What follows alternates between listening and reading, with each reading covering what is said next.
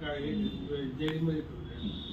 मग ते ब्रिटिशने हेल्प करून त्यांना काय करते, तंजावरमध्ये ठेवलं तर त्याला खून करतील म्हणून त्याला चेन्नईमध्ये नेलं. तिथं कम्प्लीट एज्युकेशन झालं. मग त्यांनी स्वॉर्ट्स म्हणून सर्पोजीचे टीचर होते, ते काय म्हणतात डॅनिश मिशनमध्ये. त्यांनी त्यांना ट्रेन करून हे करून मग परत राज्य सर्पोजीला ब्रिटिशकडून घेऊन देते.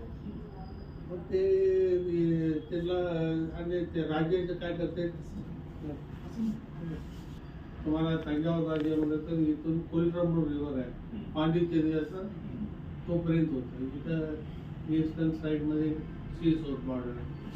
अशी मोठी राज्य होतं. मग ते काय करते, राज्य ब्रिटिशकडे ॲडमिनिस्ट्रेशन जातं आणि ते काय 1/3 ऑफ टोटल रेव्हन्यू राजाला देते आणि बॅलन्स ते मेंटेनन्स, ते आर्मी मेंटेनन्स ते ब्रिटिश. म्हणून सर्पोजी राजांना इतकं टाईम मिळत होतं. म्हणून कम्प्लीट आर्ट, कल्चर, हेरिटेज त्याच्यातच खूप लाईफ स्पेंड केलेलं.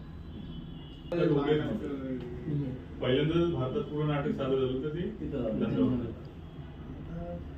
इथं आपलं ऑल इंडिया नाटक संमेलन आहे ना, त्याचं 100 वर्ष झालं. तर शरद पवार बी ते चेअरमन होते.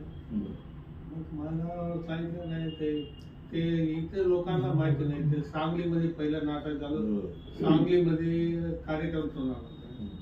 मी यांना अशोक केलकर अवॉर्ड दिले महाराष्ट्राला. ते फंक्शनला गेल्यानंतर मी आलेलं माहिती पडून मग ते शरद पवारांनी कोरोनामुळे ते कॅन्सल झालं.